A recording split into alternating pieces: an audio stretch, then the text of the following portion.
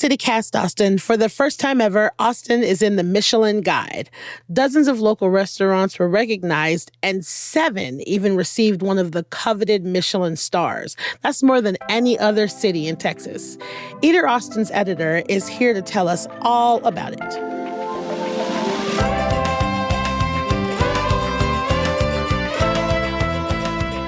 It's Wednesday, November 20th. I'm Nikki Devon, and this is what Austin's talking about.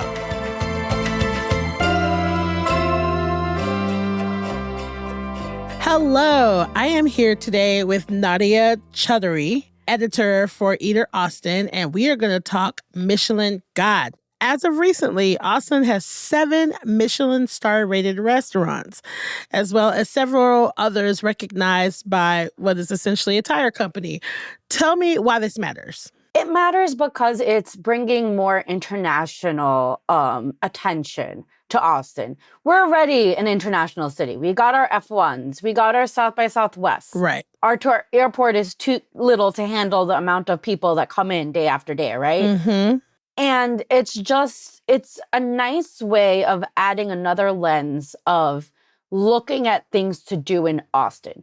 For Michelin, like, I know people who travel the world, or like when you travel to a new city or something, like a new country, whatever, Michelin is the first thing they look at, honestly, right? In terms of like seeing what those highly rated restaurants or those recommended restaurants are. Right. And especially for international travelers, it makes such a difference in terms of what they seek out. So like in terms of promoting and in terms of frequenting and patronizing and keeping our Austin restaurants busy, let's do it. It's great, I think, personally, in terms of that, right? Like, yeah. Claps to all the restaurants, all the Austin restaurants and food trucks that made the lists. I'm guessing that you say the $90,000 that Visit Austin is paying a year, and also other cities' tourism boards are paying similar amounts to bring Michelin to Texas.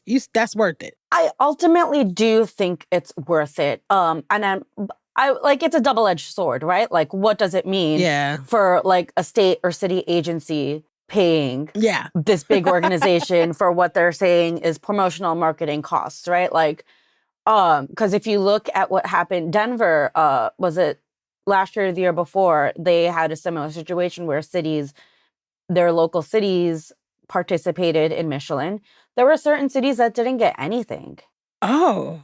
And I mean, that proves maybe that there is like, you know, they still have the Michelin inspectors do adhere to a strict requirement list that like just because you pay for it doesn't mean you get on the list. That's good to know. You know, so there's that. And I think it's, you know, I've interviewed Visit Austin and Travel Texas, our local tourism boards, about like it. And I've heard other people say this too, like a rising tide lifts all. And, you know, like if we have people coming into town for Michelin star restaurants, they're not just dining at Michelin star restaurants unless you're like ridiculously loaded, but also like breakfast, right? And, you know, so like they're going to frequent other restaurants. They're going to stay in hotels. They're going to go shopping. They're going to, you know, do things like that like it ultimately benefits the city at the very least, right? Oh, yeah. So I don't see it as a necessarily like an evil or something like that. Right. It's a thing to be cautious of. Yeah, of course. But ultimately, I think it makes sense. It helps our tourism. Exactly. It helps our tourism. Yeah. Yeah. So of those that received a star, did you agree? And are there any restaurants that you think should have gotten a star but didn't?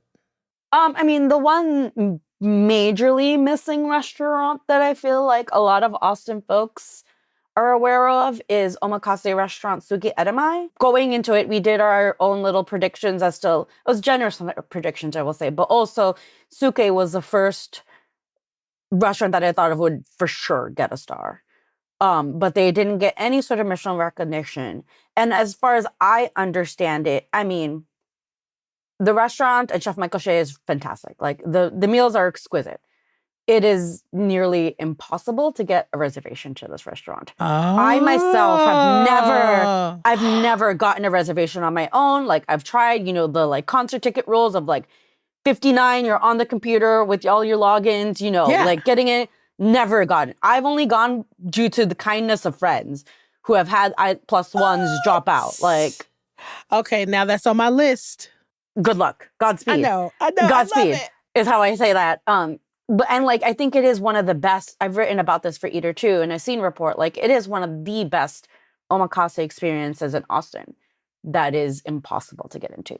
So what I'm presuming, guessing, inspectors will never talk. I Mm-hmm. assume Michelin just couldn't get in, That's right?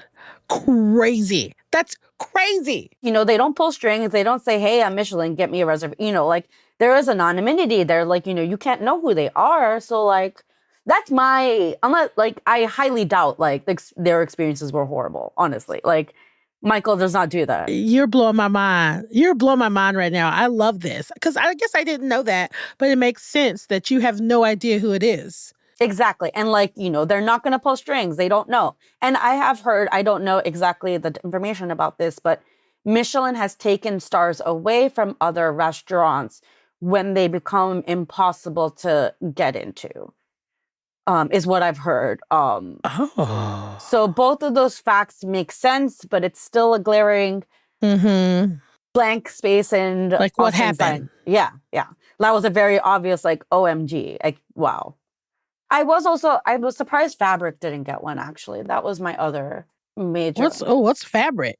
It's a vegan fine dining tasting menu that's actually freaking fantastic and beautiful and affordable. What? And I'm really actually surprised. And I thought more omakases, and that El Naranjo didn't get one, actually, was another one. So, okay, so you're on a different plane than I was, because I was thinking like Uchi, Japanese sushi restaurant, opened in 2003. It's internationally known. They don't have a star. I wonder though with that, and I don't like Uchi is fantastic in Austin. Uchi does exist in other cities in America. Oh. And I don't know, I don't say that's necessarily a bad thing, right? Okay. Another big surprise though, like I published a piece the week before Michelin, where I talked to local chefs and restaurateurs about, their feelings about Michelin and all that stuff. Mm-hmm. Everyone was like, even I was like, I thought Franklin was going to get a star. Franklin Barbecue? That was a real surprise. Yeah, it did not get a star. They got a Bib Gourmand. Yeah, but no star. Okay. And it's not to say barbecue didn't get stars, because clearly Right. we have three of Austin restaurants got stars. So I'm curious. Like, it's interesting. The barbecue stuff is really surprising. I don't know why I'm so surprised. No one could predict that. And I didn't think it would be that many. So Franklin got a Bib Gourmand. Yes. So Bib Gourmand is essentially, you don't get a star, but you get recognized and you're more affordable. Is that how it works? Is my understanding. But also that's another thing. Okay. That I've like a lot of the Bib Gourmands are not necessarily what I would consider affordable. Okay. Right. So I don't know. Like okay. that's the general approach and premise of what a Bib Gourmand is supposed to be. Mm-hmm. Or maybe costs are so high everywhere that this is considered affordable now in compared to who knows. There's no monetary release in terms of like what the limit is or max is. So who knows? Okay. So since we're talking about barbecue, like the Michelin guy recognized restaurants that have been significant in most Texans' lives for a long time. Barbecue is our thing. And so can we talk about the three that did get recognized? Yeah. I am so pleased about Leroy and Lewis. Evan Leroy, pitmaster. Oh my God. We describe him as a new school barbecue pitmaster because obviously he does the Texas staples beautifully. But the way he approaches meats and even the vegetables. My goodness, have you ever had their burnt end cauliflower? Finally. And it's just because literally the same thing that happened to me. A friend of mine was like, listen, bitch, I know you don't like cauliflower, but you need to it's so good. You need to try this. Yeah, next level. And the miso glazed carrots, like it's just he's always reinventing himself and inventing himself. He has a great team vibe. It's I am so happy that they have a full-on restaurant now in South Austin. Yeah. So there's just more space to play and have fun and keep doing what they're doing. Like, and it's, a lot of these restaurants, it's like interesting to see, it's a lot of these like, they're homegrown restaurants, like little food trucks that turned into physical restaurants that are getting these like international. It's like it's heartening. Like again, I was at the ceremony. It was nice. It was like a little like, oh my gosh, you got to start like, oh my gosh, little mom and pop. Yeah, started from the bottom. Now we're here. I love it. I'm into it. So okay, who else got one? La Barbecue, and that's a really touching, memorable. Like, of course, we know Leanne Mueller passed away. Mm-hmm. Now the restaurant's being held by her wife, Ali Clem. You know, and it's very important, you know, again, LGBTQ, female-run restaurant in Texas, of all places. That's an amazing, you know, like and that's barbecue. And barbecue, and which is such a male-centric, so it's like very sweet and nice to see that too. And Interstellar, as very well with John Bates, you know. I don't know if listeners remember Noble Sandwiches, but R.I.P. Noble Sandwiches, even though you technically still exist in the airport. But the sandwich, technically. Those sandwiches were amazing, but it's so fun to see what John Bates is doing with Interstellar now. Like, and it's similar to the Leroy and Lewis, like, you know, just very inventive, very fun. Hold on. I did not know Interstellar was born from Noble Sandwiches. Yep. What? John Bates. Yep. The amount of times so they used to have one on Burnett Road and I worked at the State over there. I used to tear them up. Some of the best sandwiches I've still ever had in my entire life. That makes me so happy. They know their meats. No idea. I had no idea. Now you know. Has Michelin given awards to other barbecue spots across the world? This is the first guide that they've given it to American style barbecue. Oh. An American style is the important thing. There's an Australian style barbecue restaurant in Singapore that has a star, and there's a Japanese Wagyu barbecue restaurant in Taiwan that has a star. But it's different styles, yeah. Oh, okay. I'm going to float back to the Bib Gourmand. Yeah. So there were 15 restaurants in Austin that got the Bib Gourmand. Is there anything significant about these restaurants or anybody that stood out to you? This is a question I'm still grappling with what the difference. Like, and I understand one star, like star, you know, obviously Texas got no 2 or 3 stars. Right. And my understanding with stars is that, you know, it's consistency with the food, it's consistency with the atmosphere, you know, like it's, you know, it's the, like, if you're traveling in from Canada, Japan, whatever, like you got to book or you're going to come into town just for this restaurant. Right. And I mean, it's the, like, I consider Bib Gourmands generally the more casual, but then I don't know. It's something I'm still trying to grapple with like the restaurants that are like, I don't necessarily, like Odd Duck is a great restaurant. Yes, I would say it's Austin finer, like, you know, that Austin nice dining is how I'm going to refer to it. Yeah. It's not casual. It is pricey. It's like a nice dinner out. Yeah. It's not an everyday, like Bib Gourmand, I had always assumed it was like a everyday meal out kind of thing, you know? Yeah. And there are places obviously on the Bib Gourmands that are like, you know, I'm very pleased to see the number of food trucks that are on Bib Gourmands. And I knew Austin would rack up with that because food trucks are our lifeblood. Like that's where all the beautiful magic is, you know? Emmer and Rye is not a casual restaurant. It's not I love Emmer and Rye, but it's not a casual restaurant. I just love everything that entire company does. I just love it. It's beautiful. Emmer and Rye, Hestia, Conjay, all of it. I love all of it.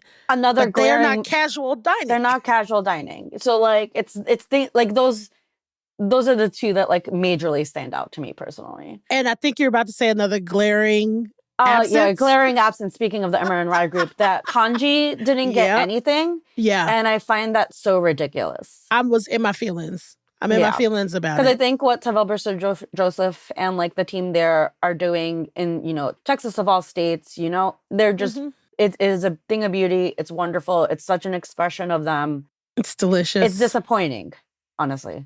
Yeah, I'm a little pissy about it. So now one Austin restaurant, Nixta. Yes. Got a couple of awards. Edgar Rico won Michelin's Young Chef Award. Which was such a big deal. I know, it's such a big deal. And they got a Bib Gourmand. So I want to know what you think about it. Because I know I'm going to get, here's the thing. I've said this before. This does not come from a place of shade or anything like that. That's not, I like Nixta. I do like Nixta. I do. But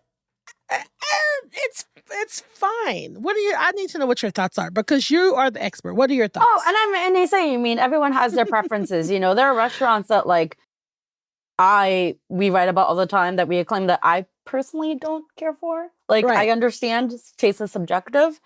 I do enjoy Nixta a lot. Edgar Yeah. Rico is a really, like, I don't know. Edgar and Sarah, like, they are part of the community that they are in. Yes. It's, another one of those, like, quote unquote, mom and pop run restaurants, independently owned, just doing things their own way, being inventive, like, and fun, and, always striving and pushing. Like, they do like those, like the tasting menu things that they've just added where, like, Edgar can have fun with his background and upbringing and in a more focused way. Sarah has been embarking on monthly Persian brunch pop-ups, pulling in from her heritage that are fantastic. Come through. I need to come for that. It is highly recommended. And it's just everything is just so intentional and just so thoughtful, but also so welcoming, and they're like, I could be wrong. They might be one of the only restaurants on these Michelin lists. They have a free fridge that they post. They have a community fridge. And they've hosted other pop-ups. They are for the community. It's so I think it's well worth it. It's worth it. Well, you know what? I'm going to cheerlead for them regardless, because to come from almost being shut down, almost being closed because of some which ridiculous permitting issues at the city, and coming back from that and winning award, like the kind of perseverance, the kind of tenacity, the kind of stick-to-itiveness, the way the community stepped in, like they have me on their side all the time. And it's that. The food is irrelevant to me when it comes to this particular. I know that's fair. Probably, everyone again has their taste. Yeah. It's totally fine. Yeah, I love them. Everybody I know loves them. They're sweethearts, and they're very wonderful people. Yeah.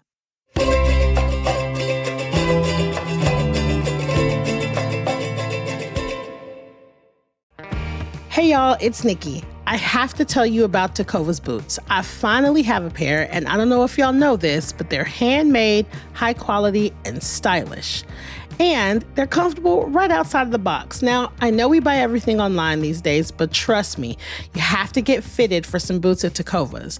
Now, whether you're like me, a newbie to boots, or you have a closet full of them, the folks at Takova's will help you find your next favorite pair. So, grab a friend, head on over to the Takova's flagship on South Congress or their store at the Domain. Plus, good news, they just opened a store in Georgetown at 709 Main Street for those of you that live just a little further north. With 3 locations in town, you have no excuses. So, that's tecovas.com. TECOVAS.com. Don't go gently, y'all. So also, I wanted to talk a little bit about the spots just outside of Austin that got Bib Gourmands. The judges went to Lockhart, of course, because you have to go to Lockhart. Yeah. And even Seguin? Is that considered Austin area? I don't think so. Those are completely different cities, Lockhart and Seguin. I do find that interesting, going back to our conversation about the city's tourism boards. Right. Paying for the privilege of covering their cities. Right. And these non-participating cities getting into accolades. But I'm happy for Barb's. I think Chuck is doing wonderful. Like, again, they were an Eater. Yes. Best new restaurant. I forget which year. And rightfully so. She's killing it.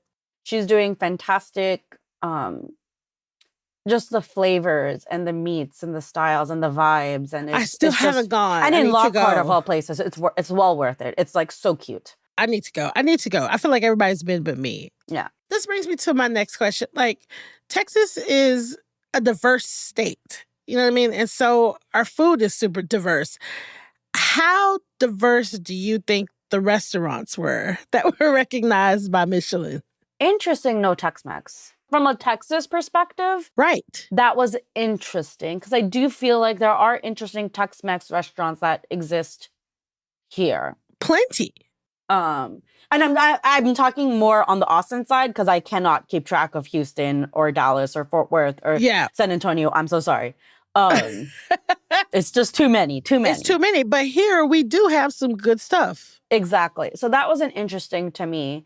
I would have, and I know Olame did get one for Southern. I would have liked to have seen more Southerny in terms of Hmm. Austin. I know, like there was in Houston there was a South Asian restaurant that won maybe a star. Ooh. But I think Austin, I don't like, or maybe a Bib Gourmand at least. Like we have good South Yeah. Asian restaurants here. Um, yeah, like, and I would be curious to see like a breakdown of ownership personally, but that's a thing Oh. I always think about, generally That's speaking. actually a good point that I did not think about. I always think Hmm. about that. So, compared to other cities that paid to bring the Michelin Guide to town, like how I mean, I'm very proud, especially since this is our first year. How well do you think we did? Oh, we did. I mean, the Yeah. fact that we have 7 stars and sorry, Yeah. Dallas, that you only got one. Yes. So I'm proud, you know? I honestly personally thought that Houston was gonna rack up. Because Houston is kind of thought of as like an epicenter for culture, I mean, and I highly and agree. it's true. Yeah, I think Houston is better than Austin. I'm so sorry. Listen, diversity wise, Yeah. like yeah. I would agree, and I'm from here, born and raised, and I agree with you. I agree with you on that. Houston's got a little bit of everything. Yeah. I'm really proud of us. So okay, tell us about the Green Awards. Well, that's a really fun one too. So my understanding with Michelin Green is that it's awarded to restaurants that implement very eco-friendly, very sustainable minded techniques and just structures and all of that. So obviously Daidue was gonna get one. I mean, come on. Like if he didn't, I on. would have been like, if Jesse Griffiths didn't, I would have been like, what is wrong with everyone? Write an email. And thankfully he got it. Like that was a no-brainer, honestly. Daidue is so good. And It's so same, good. you know, Emma and Rye too. Like they are very seasonally minded. They're very locally minded. They ferment a lot, you know, so that they can keep things in store, you know? And I mean it's interesting to me that only 2 Austin restaurants got Michelin Greens. So I don't know what that says. Again, I can't speak for the other cities, but that's very interesting to me that it was only Austin. Honestly, I would have thought more would have gotten the green one, honestly. Agreed. Yeah, because I feel like it's kind of our thing. Locally grown, farm to table, kind of it's one of the things that we really, really invest in. We care about, like it's a given at this point at Yeah. most nicer restaurants is like, Yeah. I don't say seasonal or local because it's just given at Yeah. this point, right? Yeah. It's I agree. redundant. I'm surprised about that. Yeah. So how much does it matter in like this day and age which restaurants and I will say this again because it tickles me, a tire company recommends? I mean, it's funny. It's hilarious. It's like funny. And it's one of those things that like, you know, the like initial premise, it was to promote like road trips in France, you know? Which I love. Which kind of makes sense though, doesn't love. it? I mean, Yes. it's a marketing thing, but also it makes sense. Yeah. Right? You should Like, travel to go get this food. You exactly. should travel. It should like, I don't know, some sneaker company should do like walking guides or some nonsense like that, right? If you do that, please pay me for that idea. Please, immediately. It's just funny, but then it feels like the Michelin Guide is very different from their tire stuff. It's like it's like this whole branch that like just became its own little world and epicenter and things like that. You know, like yeah, it's just, and it's funny that Michelin Man is a real thing. It's a real thing. He's funny. He's funny. I think it's hilarious. He's funny. I think it's so funny that something that looks like the Stay Puft Marshmallow is like fine dining. This is what I love it. Imagine like Michelin Man sitting down at like craft omakase, eating some nigiri. I would think it would be so funny. Listen, if it was me, I would have wanted every single one of my pictures next to the Michelin Man. I did not get a picture with Michelin Man, and I'm so upset, actually. No! Next year. Next year you got to do it. So I'm curious, like, what do you think the downside to being recognized by the Michelin Guide is? Because I know that I've heard, I mean, you mentioned earlier, they will take stars away. There's a lot of pressure with that, you know, like, and I can understand it, but hopefully, you know, I did talk to Sarah from Nixta before the guide was announced, and, you know, she had mentioned that, you know, there's a concern, but then it's ultimately, you know, just gotta focus on what you do. If you lose a star, you lose a star. Just believe in your product, believe in your service, believe in your team, take care of your team. Because you were dope before that star. Exactly. And this is just another laurel in your hat or whatever the phrase is, you know? There's that. I mean, it's going to be similar to the Suke Edamai thing. I know Craft Omakase's reservations booked out as soon as they were announced. So it's going to be that sort of thing where I'd worry about restaurants that will become more impossible to get into. Like, it'll, for Austin's purposes, there's also, I know Eater had ran a report on how Michelin impacted Vancouver when Vancouver got a guide. I wonder, I mean, it's honestly, there would be multiple factors going into this, obviously with the election and who knows what the fuck is going to happen. Right. Price points will get more high. I mean, already price points are very high. I think price points could potentially get high. Right. But then at the same time, you're ignoring, like, what I always like to, like, as a local media person too, don't forget, like, your local peeps. Don't forget your Austinites. And like, that's what I would hope that the restaurants that, like, I hope, and I feel like Austin is not, I don't think that will happen to Austin, but I just hope it doesn't. Does that make sense?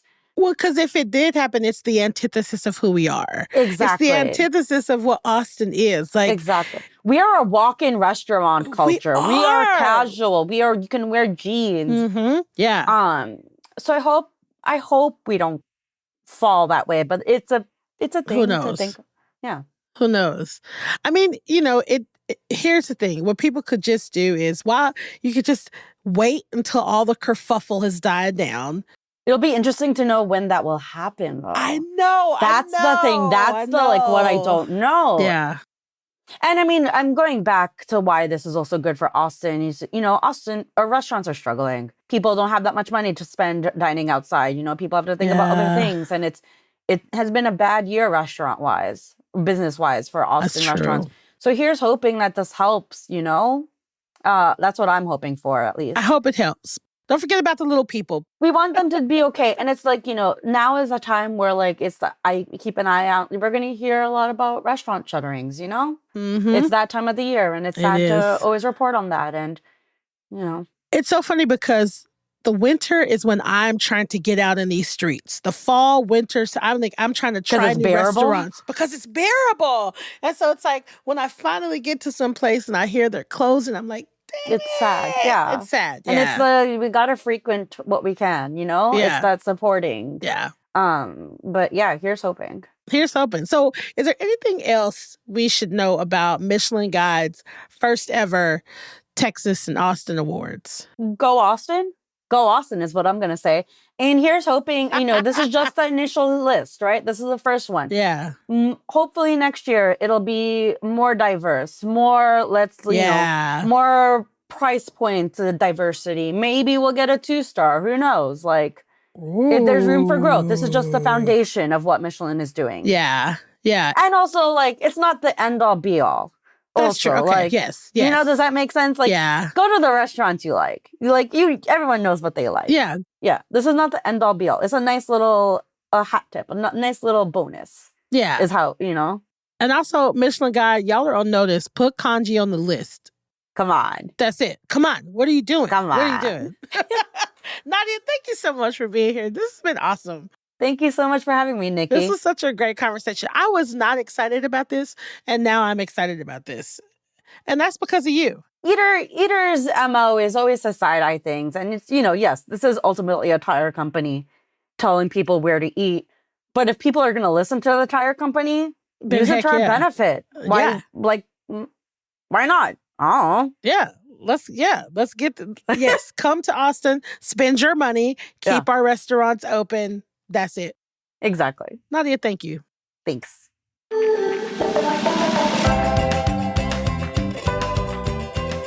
That's all for today here on CityCast Austin.